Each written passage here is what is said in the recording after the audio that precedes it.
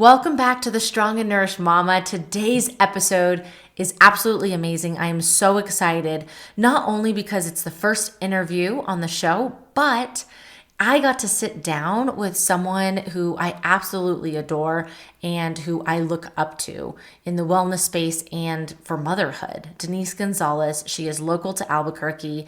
She is a yoga instructor and among many other things, which I will say her bio in a minute. And I've been going to her yoga classes, I think since 2017. As I explained in the episode, she's just, when I go to her classes, it is mentally just so amazing for me. And I have learned so much through her classes and even just being able to sit down with her and have this amazing, amazing conversation. We talk about so many things in this interview. We talk about postpartum and body image and how to really avoid that bounce back culture and tools that postpartum moms can use not only within the first 3 months, but really forever throughout the many different chapters of our lives. We talk about these tools and how you can utilize them, how you can show up to your yoga mat, whether that's in the studio or at home. And we talk about breastfeeding and balancing work and family life and all of the things. It was a really great conversation and I am so excited to bring it to the show. I'm just thrilled that Denise was able to sit down with me to have this conversation. I think you guys are going to absolutely love it. So a little bit about Denise. Denise is a dedicated entrepreneur, yoga teacher, and business owner with a passion for empowering others through movement and inspiring through action. With over 14 years of experience teaching at Blissful Spirits, Denise has cultivated a deep understanding of the business of yoga, leading retreats, trainings, and pop-up events that bring people together in meaningful ways. As the founder of a yoga training program and marketing and graphic design business, Denise works hard to balance multiple roles, managing social media accounts and helping businesses grow while maintaining a strong presence at home for her 3 children. Working from home allows her to be the parent she has always aspired to be, showing up fully for her family while continuing to thrive as a leader in both the yoga and business communities. Wearing many hats, she integrates creativity, entrepreneurship, and a deep love for teaching into everything she does. By the end of this episode, you are going to absolutely love Denise. You're going to want to come. If you are out of state, out of the country, you are going to want to fly to Albuquerque and come just meet her and be in her presence and take her yoga class. If you are local, I highly recommend going to check it out. And I'm just so excited for you to listen to this interview. Enjoy today's show. Feeling exhausted, overwhelmed, and like you've lost yourself in the postpartum chaos? Wondering how to nourish your body, regain your strength, and finally feel like you again? Hey, I'm Val, a functional sports dietitian, postpartum fitness coach, and mama who's been right where you are. Welcome to the Strong and Nourished Mama podcast, where I help busy moms like you reclaim your energy, your strength, and your confidence through simple nutrition and wellness strategies. If you're ready to feel strong, nourished, and unstoppable, you're in the right place. Let's get started. Hey, Denise, welcome to the show. Hey, Val, thank you so much for inviting me. Yes, it's so good to have you. I think we're going to have some really, really good topics for moms, and I can't wait to share it. But let's go ahead and start with some introductions. If you can, please tell the listener who you are, how many kids you have, and what you do. So, my name is Denise Gonzales. I am a yoga instructor primarily. That's my number one favorite gig. I've been doing that for about 14 years. I also consider myself an entrepreneur in the yoga world. I have a retreat business where we take people to Costa Rica and do really fun activities, yoga on the beach. I also have a little side business called Bliss in the City where we do pop-up yoga events all over the city of Albuquerque. So we do them at museums and breweries, coffee shops, and things like that. And then I'm also in digital marketing. So I do graphic design, and then take on social media marketing for actually the studio I work for and other really cool businesses like Camnet, an IT company, website design, and things like that. I have 3 children. Michael's 11, Mia is 7, almost 8, and Emily just turned 6. So I'm just like in the world of balancing my dreams and then being as present as I can be to whatever standards I hold myself to as a mother. That's awesome. So when I started taking your yoga class in 2017. So you already had Mhm. Michael, right? I already had You Michael, were and Mia was born in 2017. okay. Okay. So towards the end of 2017? No, she was born in February 2017. So I might have already had Mia. Okay. Okay. So you were just coming back when I started your classes and Hmm. then you got pregnant. So I was able to meet you and know you and see you teach while you were pregnant with your third. And I remember I wanted to get back into yoga and I didn't know where to start. And I was like, okay, let me try Blissful. And I can't remember if I went on a Sunday or a Monday night.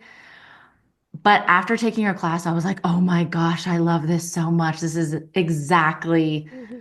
what I need. And I always tell people, I don't know if I've ever told you this, but I'm like, Denise is my therapist and my priest. Like on Sundays, I'm going to church and therapy, and it's absolutely amazing. So it was cool to be able to go to your classes and then see you in the transition with your third babe. So Hmm. coming back and then being pregnant and doing yoga and then coming back postpartum after that. So that's super cool. And you're right, being learning how to juggle your dreams and work with three kids. I mean, finding myself just doing that with one kid is a lot. So I think that's absolutely amazing that you're able to balance all of that. And it's just beautiful how those two things can come together. So did you nurse your three kids? I did nurse all three of my kids. Hmm. I think every mother has um, something or things that mean the most to them on their journey into motherhood. And for me, it's not everybody's like on the top of everybody's list, but for me, I wanted to nurse all three of my children, and I did. I was able to nurse them and like pump, Nice. and that was not not I mean, with Michael, I did not expect that to be a full-time job. I thought like, Oh, oh yeah, you just nurse your baby, put your baby down and like keep doing life. I think that that's something that most mothers go through, especially if they decide they want to nurse their babies. It's like, yeah, I'm just gonna nurse my baby. Nobody expects like, oh, breast infections and like um, being up in the middle of the night to pump just so that you're letting your body know that you need to produce a certain amount of milk. It was unreal how what a wake up call I had when I had Michael, and then going into having my last two babies.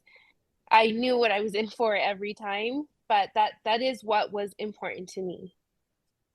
I think that's amazing. And you're right. Every mom does have their own, they figure out, okay, what's important for them, right? And whatever you're choosing is going to be okay. And I was the same. I wanted to breastfeed. And going into it, I was the same way. I'm like, I'll just breastfeed. It'll be fine. And there'll be some lactation consultants at the hospital and I'll know what I'm doing. And after having her and trying to latch and learn everything, I was like, oh my gosh, this is totally new and hard. And you're right, a full-time job. It Mm-hmm. was Yeah, it you're was a like, how do lot. I do this? How am I going to survive? Exactly. And there are so many times that I wanted to give up and be like, okay, I'm done. Like, I'm just gonna stop. Did you ever get that feeling, or were you pretty good with being able to continue? Oh no. I mean, I don't know if you're human if you don't hit the roadblock of like, I think I don't want to do this anymore, right?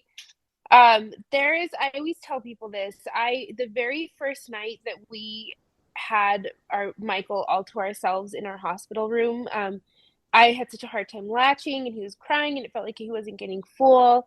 And we asked for a bottle and we were at Women's Hospital and there was this nurse. I wish I knew her name. I wish I knew. She's like an angel.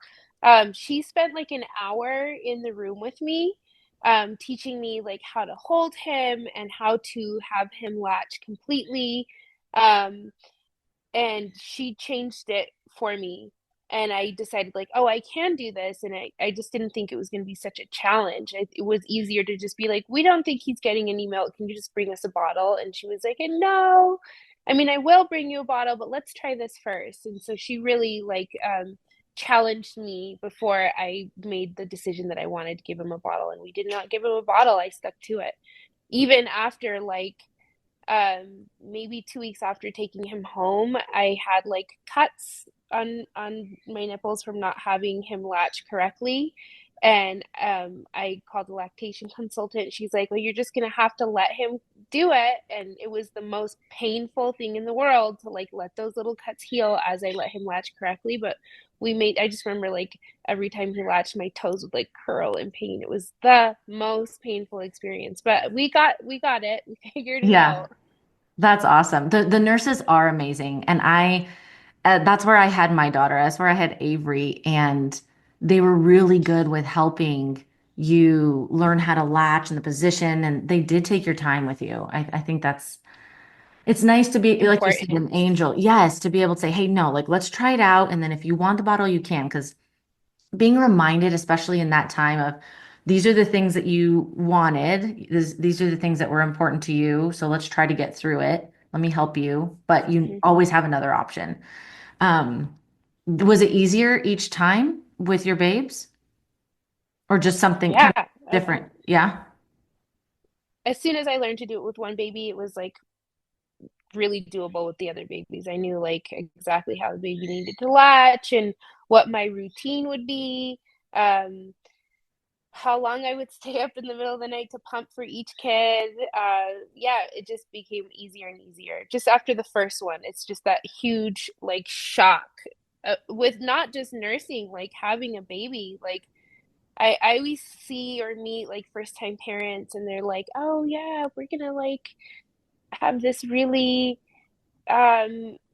I can't even like verbalize the experience that I see first time parents like talk about, and then when they become parents it's like I don't know, like you get hit with a ton of bricks realizing that you don't have one sleepless night. Like every night is sleepless. Like you have to condition yourself to this brand new life. Like it's not about you and your partner anymore with this sweet baby in a crib that cries every once in a while and you like feed him and put him back to sleep. It's like this new person that you and your partner have to learn how to revolve around and then still have to come back to each other at the end of. That is another enormous challenge for parents. Like I think that we had to get to know each other after like the first year of having a baby again. Like, oh, who are you? Like, you're my partner. I've been with you for like a decade, but I don't know you anymore because we are taking care of this baby now. That's It so changes true. everything. It does. It does. You don't know what you don't know. And then when it comes, you're like, especially as a new mom, you're trying to navigate keeping a human alive, that connection, breastfeeding or feeding them, however, pumping is a whole nother thing. And then, like you said, Mm-hmm. being able to communicate with your partner and work together, it's a lot. It is a lot becoming a mom. But it's nice to know that it got easier. Breastfeeding got easier with each kid because, like, think I stopped breastfeeding. It was 13 months. And so it was last September. And thinking back now, I'm like, do I even know how to breastfeed anymore? Like, am I going to remember? So it's good to know to be like It's when I like have another riding one. a bike. Yeah. I'm like, oh yeah, I got this. Do like it'll be so Yeah. easy. What were your nourishing go-to foods when you were breastfeeding? Were there certain foods that you like were craving or foods that you noticed like, wow, this is really supporting my supply or really helping me fuel? Yeah, it was different for every kid. I think like everybody has like their set idea of how their dietary choices affect their body.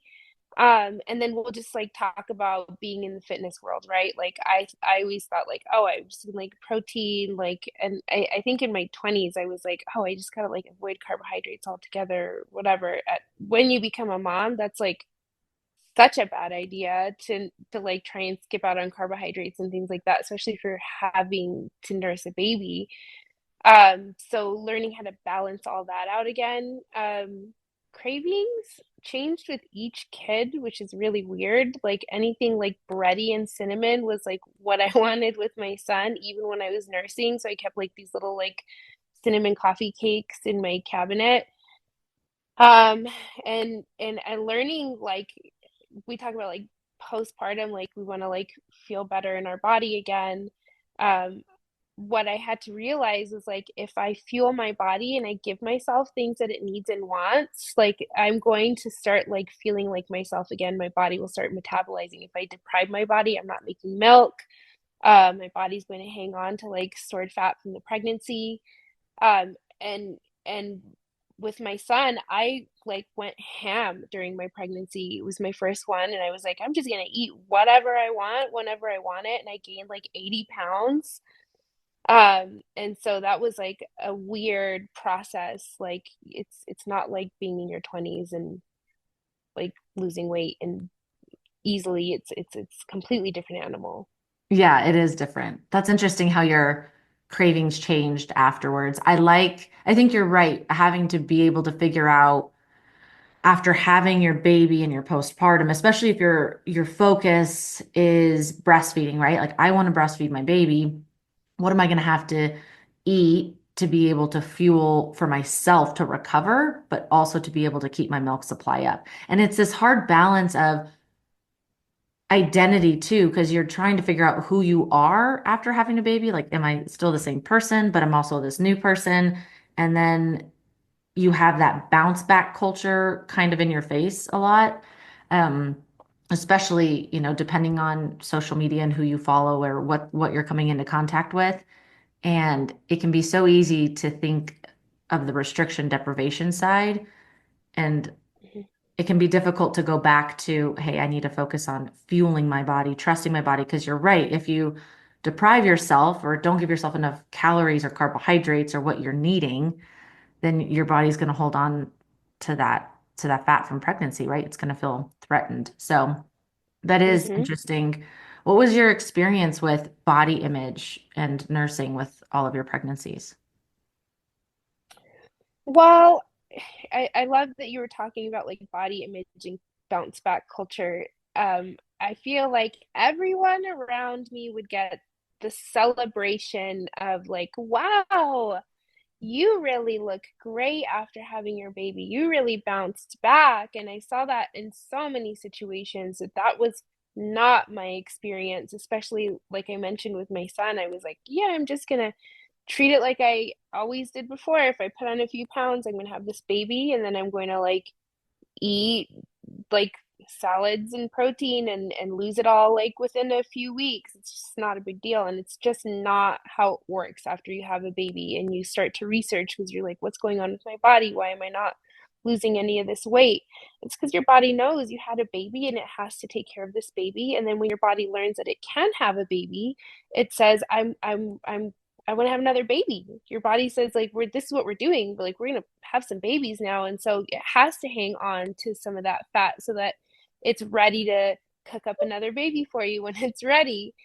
Um, so your whole the chemistry of your body completely changes. So I had to learn how to adapt to that, and be easy on myself and give myself time. And that was a little easier emotionally and spiritually as like the next two babies came. It did take me like a year to lose the weight. My body never like went back to what it was before, and I just don't even care anymore because I'm just happy to have my children. But there's always this like part in the back of your mind, right? That like I really wish I could like fit into those pants or shorts or wear what I used to wear or whatever. That's like I think a little bit of a dark dialogue that some of us have after we become moms because we want to have it all. We want to have what our bodies and our relationships that we had before, plus our babies. And it's just never going to be the case. You're a completely different person. So what I did in my pregnancies after that, I did like I was able to lose my baby weight before I had each of my other babies, but I was just a little more careful. Um, I did a lot of swimming when I had my second baby, like yoga swimming, focused a lot more on my diet, and I think I maybe gained like 40 pounds. And then with my third baby, um, I focused on it a lot more again, and I think I gained like 35 pounds. But every single time, I did not have the bounce back body. I knew I had to like take the time and be patient and work through it, especially because I was nursing. Like if you decide not to nurse, it's easier to just focus on the weight loss because you don't have to think about maintaining your milk supply and there's like this weird like perfect amount of calories and carbohydrates you can have that will either complement the weight loss or keep you kind of stuck physically where you are.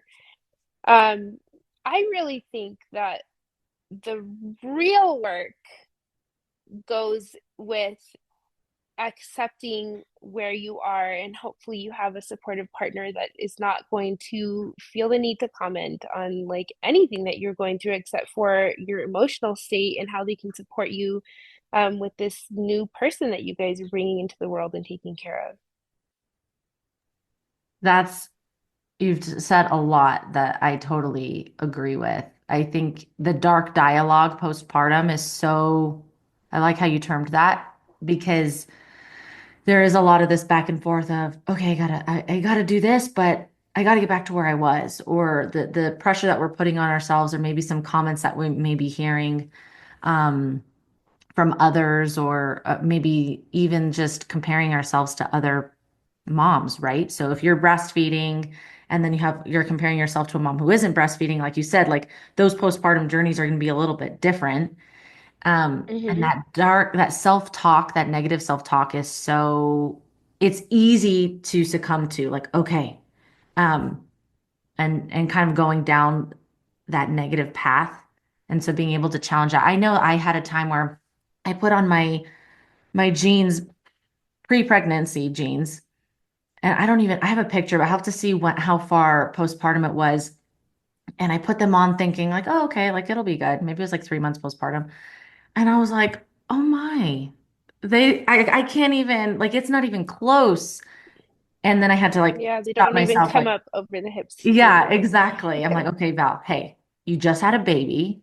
Your body is healing and recovering. And I think if we can focus on that, that can really help us. And knowing, like, one, that bounce back culture, like, let's stop with that, first of all, because we're not going to bounce Mm-hmm. back. And You'll never be the same again. yeah, your body's totally different after like your hips are going to be Yeah.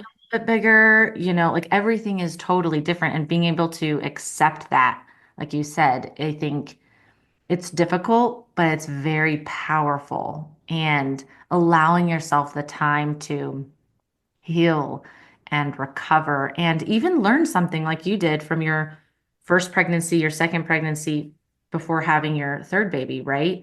You're like, okay, you know what? Maybe I went a little too ham on the food. I enjoyed myself. I think You many did. women do that, right? Especially with their first baby. And Sure. then I want to focus on these with my next pregnancy and then my next pregnancy.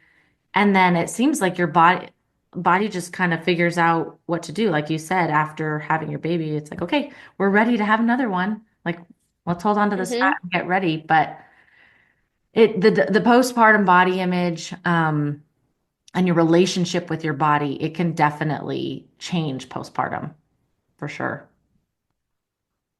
And not only that, like let's just say we're talking like textbook situations here.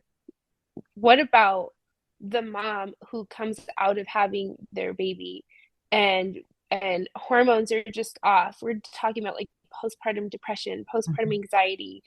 You pair that with body image and still having to take care of a baby and maybe even not just the baby but like multiple children, and then fueling your body, focusing on what you're eating when you're thinking about having to feed and take care of and bathe and love other babies, it becomes a mountain for so many women to navigate, which is why I'll say it again.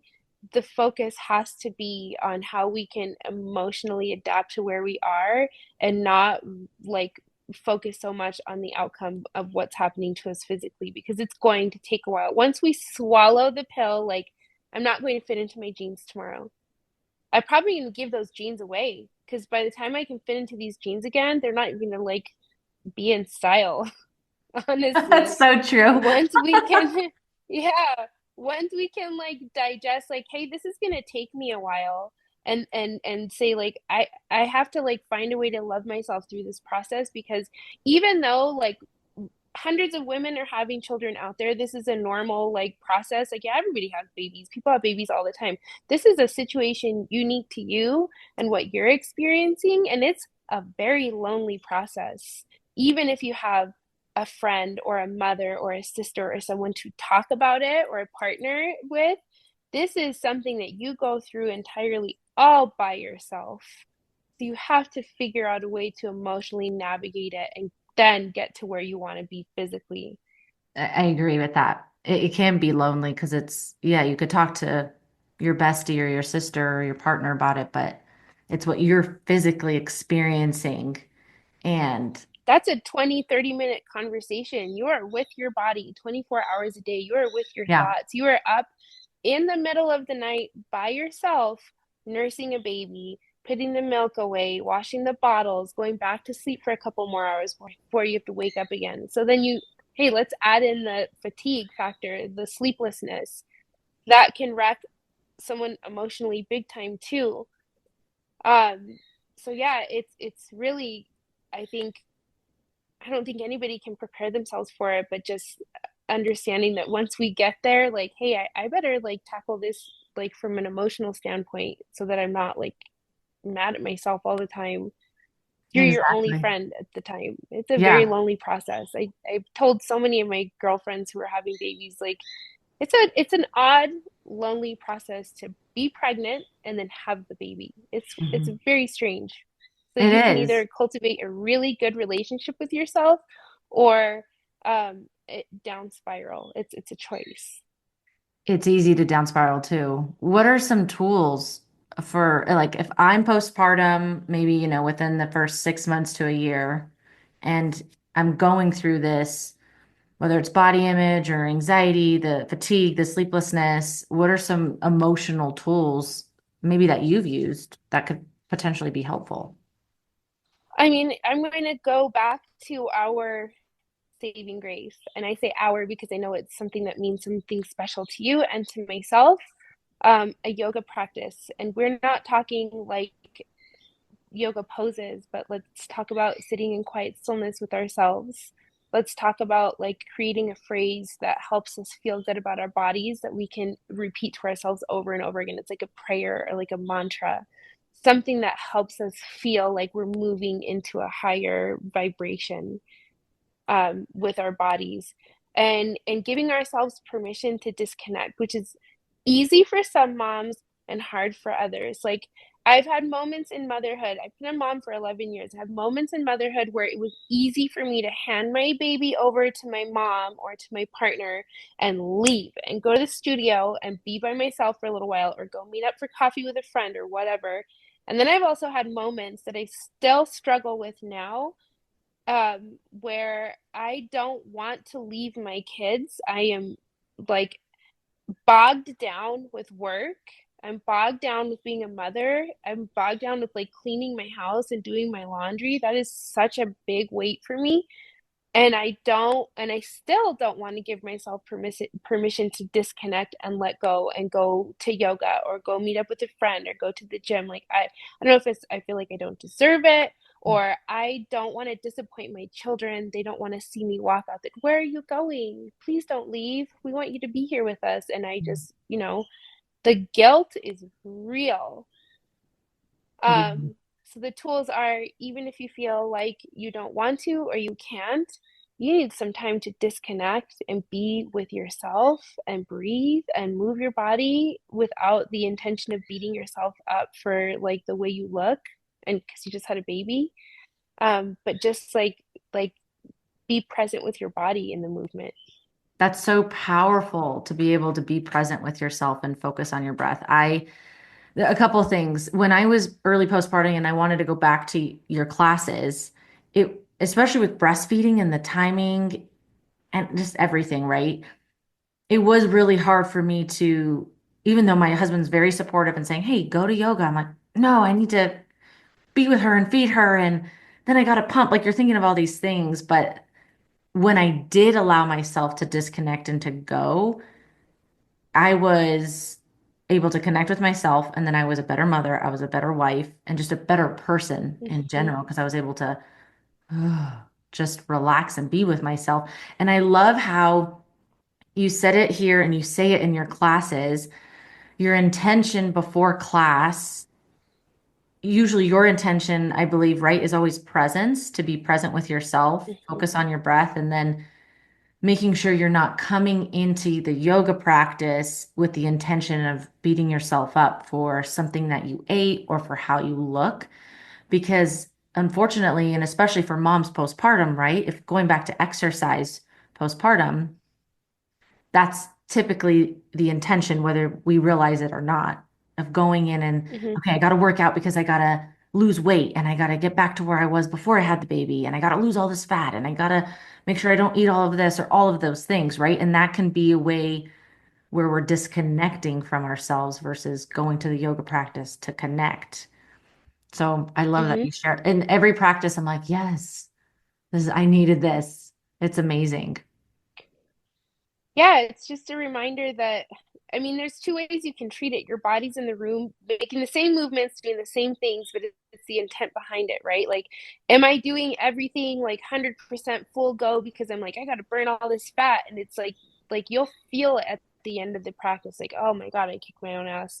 Or it's like, I'm going to get the same benefits that I would get if I kicked my own ass and went hard and beat myself up, or I was like with my body the whole time. Like I felt every breath come in and out of my body.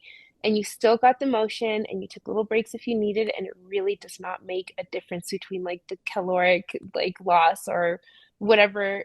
We talk about this in class, whatever your Apple Watch says, Yeah. that's the gauge, right? Like, did I do good or not? It doesn't have to be that you do good if you feel like you did good. It's like we have to be the gauge. Exactly. You showing up and being able, even if you just were in Shavasana or child's pose, right? Being able to just lay there and Hmm. connect with your breath is, like you said, like that's yoga. And that's a way Hmm. to I think it's a very powerful tool to whether you do it at home or go to the studio and you're on your mat. I think it's a very powerful tool that we can use to be able to help emotionally postpartum with all of the things that are being thrown at us all of the time. Right? So if we can like in this moment throw out a tool from this conversation, because that was like the question and the goal, right? Like what is the tool to help us feel better or like move away from these dark moments? Mhm. Um, so like let's throw out the tool. Mom, if you can't leave or whatever it is, like can you, because babies do sleep, there are some quiet moments here and there. Can you like lay on the floor, which is the floor? I know it sounds like what's the difference between my couch and the floor? Huge difference. Can you lay on the floor? Can you ground? Can you close your eyes and breathe and then just notice like when those like awful thoughts come up and then notice them and then watch them leave. Feel them come in and then watch them leave.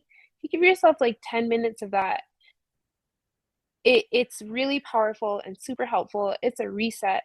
And sometimes it's so heavy that everything we have going on is so heavy. And we're just talking again, general textbook pregnancies and deliveries. There are like more, there's more to it. Like there's family issues. Um, God forbid anything happen health wise with your baby that you're worried about. Those are extra factors that make it even more difficult. Like, how in the world could 1 hour of yoga fix all of that for me? It doesn't fix it, it puts everything into perspective. How in the world can 10 minutes laying on the floor help me? It doesn't fix it. It gives us a moment to reset so that we can take on the weight and we can kind of manage it all. Adding in these, I call them parasympathetic breaks, right? Your parasympathetic nervous system or your rest and digest breaks to be able to add in throughout the day. And something you say a lot in your classes are what you're doing in the yoga practice is helping you with your life, like outside of the studio, off of your mat when things do get difficult, especially emotionally. You're using Mm-hmm. the practice of connecting your breath to be able to, kind of come back down and really assess what your body needs, what you need in that moment. Mm-hmm. I love that. And even if it's 10 minutes and breathing in different positions can be helpful too. Sometimes for me, if there's like a lot going on in my mind, laying down, unless I have someone like guiding me, right? So if I'm in the yoga practice or I'm listening to a guided meditation, but if it's just Mm-hmm. me, sometimes it's easy for me to be like, like thought, thought, thought, and hard to focus on the breath. So Yeah, I find it like even just cat cow or any of these other, whether it's static or dynamic poses and movements, to be able to focus on your breath. Okay, you inhale as you look up, you exhale as you tuck around and curl.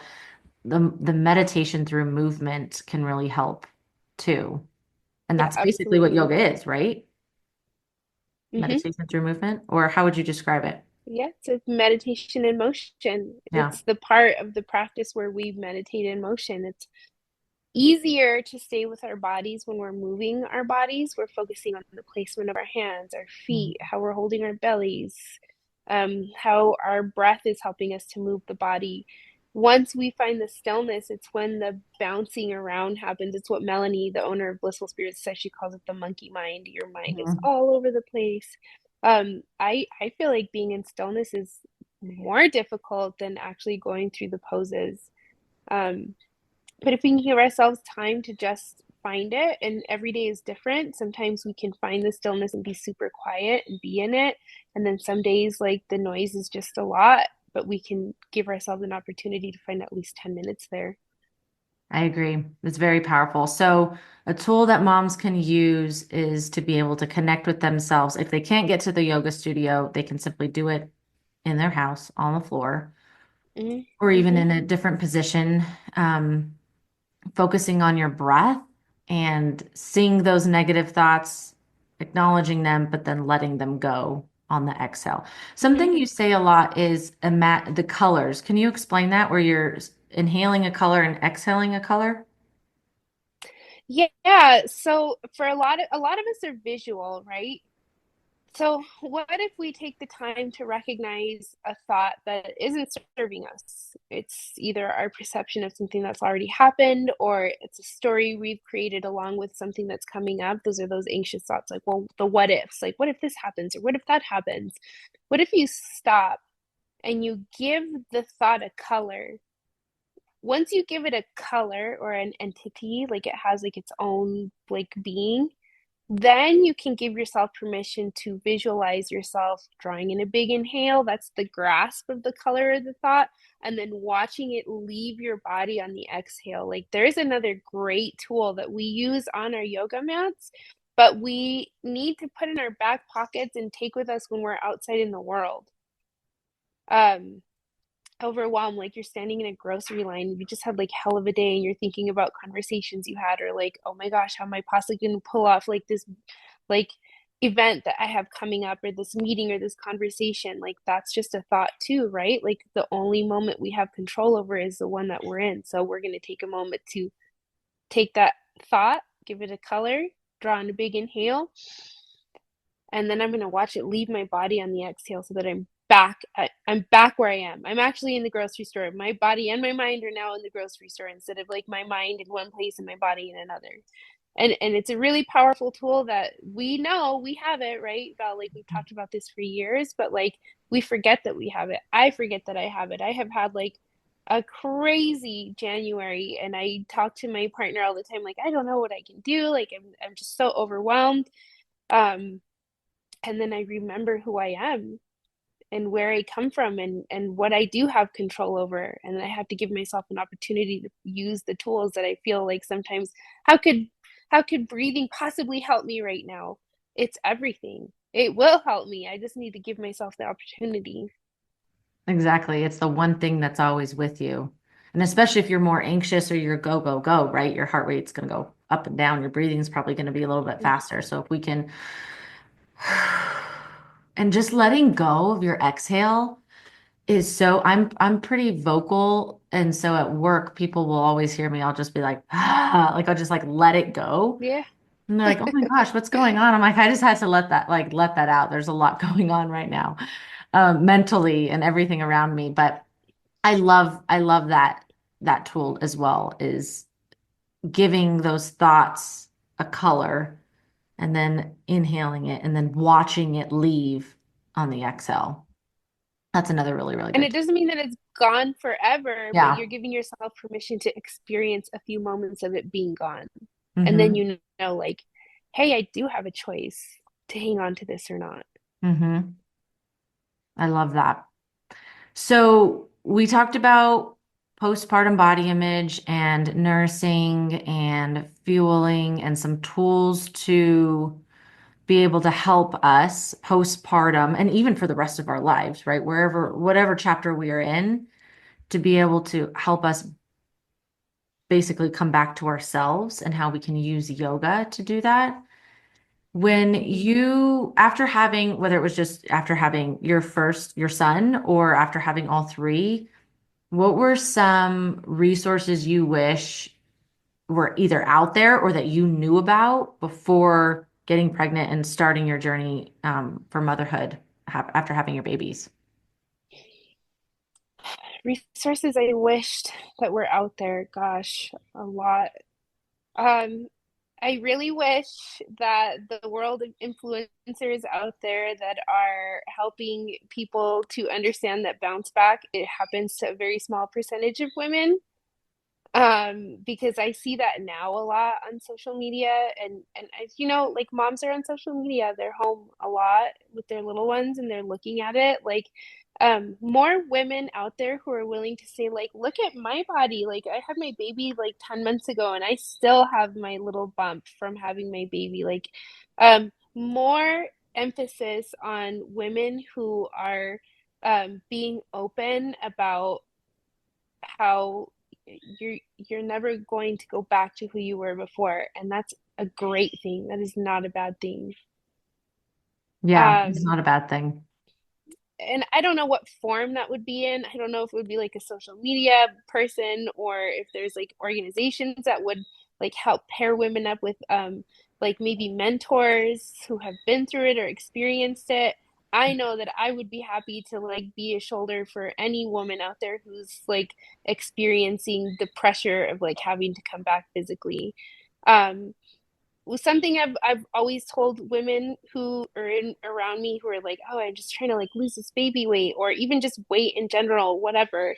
Um, Something to think about is the people who really love you, your family, like your partners, your children, the people who like love you for real. They don't care how you looked yesterday or the day before, what your body looks like. And those are the people, if they don't care, those are the people that matter. It doesn't matter what your girlfriend from high school thinks about how you look now after you had your baby or whatever. We're so worried about like the perceptions that people have of us and our bodies. Like, if does it matter if your parents or your partner or your like loved ones care about what size pants you're wearing now after you had your baby? When you like put that into perspective, it just like isn't as big of a deal as we make it out to be. It's always about what other people think, and who cares what other people think. I think when those thoughts start to come in, that's when we can use those tools to come back to ourselves Right. that you explained of, Mm-hmm. okay, whoa, I'm kind of getting caught up in this social media or the comparison of what so and The so looks like or what comparison. someone can see, think, what they're going to think of me. And we're like, a lot of the times making up stories, right? Because it probably isn't Yeah, true most of the time. Um, probably isn't. but yeah, there's a lot. There's a lot of resources that I wish. and it's sometimes hard to like think about it and put it into perspective, but just telling women, give yourself 12 months. Give yourself 12 months to recover. Like, what if we focused on recovering and healing, knowing, learning who you are, and then being able to connect with your baby and feed your baby? It's a totally different outlook than that negative mindset of, oh, I got to look like this, or I got to eat less, or work out more, do all of those things. Um, I want to shift gears just a little bit, real quick, about yoga and your experience with yoga and being able to heal postpartum. Did you find it helpful with, because I know like the breathing, right? The diaphragmatic breathing, and then being able to brace in the stability breath of holding certain poses.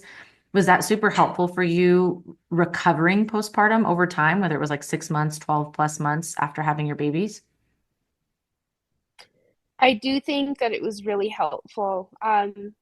I do like watching you on social media putting an emphasis on healing like your pelvis and just all the areas that were really affected and that were relaxed for so long. Working on tightening those areas up.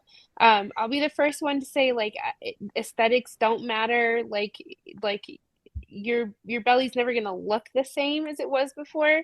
But let's talk about like topics people don't want to talk about. Incontinence after having babies like is a real thing, and it almost like never gets fixed right away for me, or was never fixed right away for me. It's something that I had to like work on specifically. So if we're on the topic of resources, I feel like it's important, and I did not get this direction from my own doctor. I had a great doctor, but this is not something that I ever got from any doctors or anybody. Was the importance of healing that part of your body so that you have like control over it in the long run. This is not something that people talked about like back in the day. Like women who are a little older than me like have bladder slings and things like that now. Like they have to have surgical intervention, but there's like no reason for it if we're offering women the education to learn how to fix, or I should say like tone those parts of our bodies again. And again, not for the sake of how we look and how our abdominals are looking, but for the sake of abdominal health, the health of our Functionality. abdominals. Mm-hmm. But Functionality, yeah, you exactly. can lift up your toddler and the diaper bag and the laundry basket, and eventually going back to exercise and without hurting yourself or peeing or any, Without peeing all over yourself. exactly. Because, and then Yeah, when that it's a happens, you're real like, thing. oh my gosh, am I okay?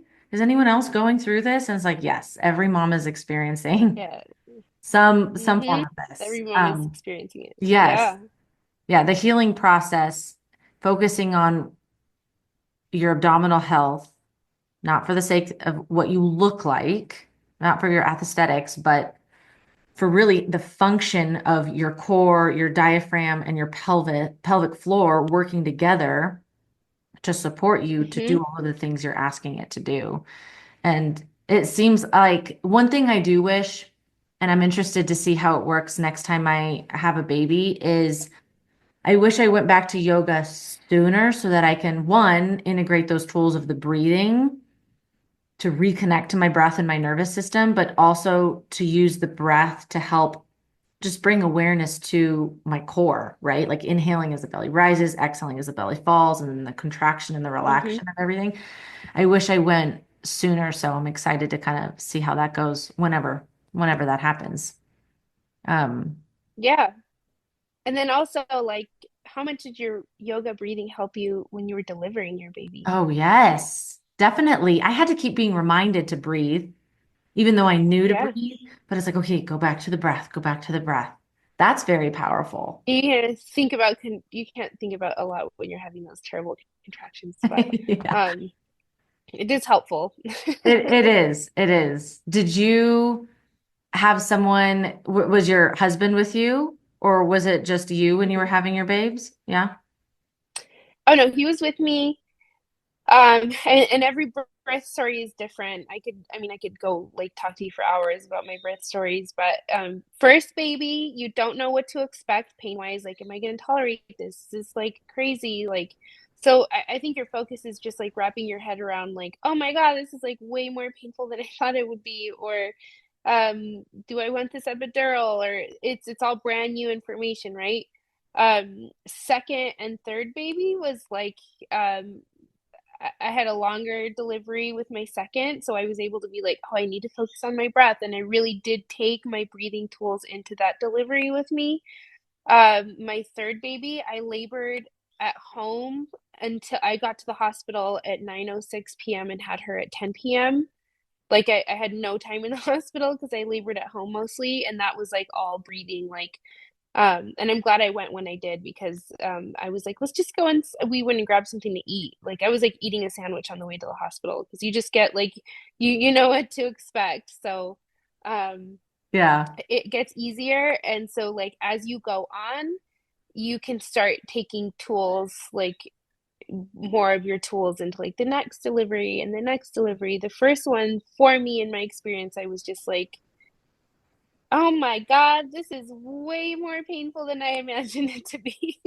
I was the same way. I was basically like in the malasana, the deep squat, right? Is that the position? Uh-huh. When Yeah. I was giving birth, and I just remember thinking and like looking at my husband like, I don't think I can do this again. Like this is hard. It It was is. hard. And in the moment you're like, I'm never doing this again because it is awful and painful. But something I've always said that like helps with something that has just been like in my life that I've noticed is only the good memories remain. And the pain of childbirth goes away pretty quick after you meet your baby and you have the experience and you're thinking about having like and maybe not for everybody, but thinking about having like a sibling for your baby. Um, when I look back on having my three kids, like I only have really good memories of raising them and them being little and them being like in my home, like all three of them all at once. But I remember in the moment, I was like, this is really traumatic and this is really hard taking care of three tiny people and just no time to take care of myself. I have this kind of like trauma response to everything. I really like taking baths now. Um, Mhm. for anything. If I have like a bad day, bad conversation, like I would take like two baths a day because like that was the only space that I had to myself. And I would go like I just need like even if I sat in a hot tub of water for 5 minutes, even if like my like kids were standing next to the tub like waiting for me to get out, but I had like that was my space. And even now like that my kids are like in school and bigger now, that's like my response to like anything negative going on. Really, if I go sit in a bath for like 3 minutes like hot water, I'm good. Sometimes before I go teach in the evening, like I've had a long day of just working my regular life and job, if I go sit in the hot bath for 3 to 5 minutes and then I put on my leggings, I'm like ready to You're go, ready to go. That's awesome. The bath, ready to go. no, that's one thing I missed during pregnancy was taking hot baths, which is Oh not, yeah. I don't know, again, maybe it's more localized, but um the baths are very helpful to help relax, especially when you do have your Epsom salts. I think finding something that works for you and it may be different, right, depending on the situation of what's going to help you kind of come back to yourself and be ready to, okay, now I'm ready to go teach or I'm ready to go be a mom or go do this or go do that. I think we definitely need to find those things. And it may be trial and error, like see what works, see what doesn't work. Um, Yeah, some people hate baths. yeah. Yeah. Some people, yeah, do not like baths. I remember I was Right. laboring at home and I'm like, I'm going to take a hot bath. And I got in there and I'm like, okay, this is not, because obviously before I would just get in the bath and be able to relax. But then when you're laboring and having contractions, I was like, Hmm. okay, I don't want to associate this warm, beautiful bath with these contractions. So, Yeah. but yeah, no, I do love taking baths. Those are super powerful. Okay, so we talked about a lot. I think it's going to be really great, and moms are going to get so much information from this. And I'm so grateful to have you on the podcast. And a couple things before we kind of finish here, I want you to tell people where they can find you and what's one piece of advice that you can give to either a new mom or a seasoned mom navigating postpartum work and body image. Okay. This is the most frustrating piece of advice that I would get, but it's really true. And it's be easy on yourself and give yourself time to learn how to navigate being a mother and how to learn how to love this version of yourself. Um, Here's the big reality. You are never going to be her again. That is a version of you that no longer exists. When you become a mother, you discover this powerful version of yourself that you never knew existed. You can stay up all night and survive the next day and then do it again the next night and survive the next day. That version of you before, she couldn't do that. She didn't even think that she could do that. So even though on the outside you don't look like her anymore, on the inside you are so much stronger and so much more capable than ever. And that is the version of you that you want to focus on growing and catering to. She will always be there. You can talk about her and remember her and think about the cute jeans she could fit into. The version that you are now, that is the best version of who you are. I love That is what I that. would love to leave. Yeah, That is the best we can do so advice. much. Yes, that is the best advice.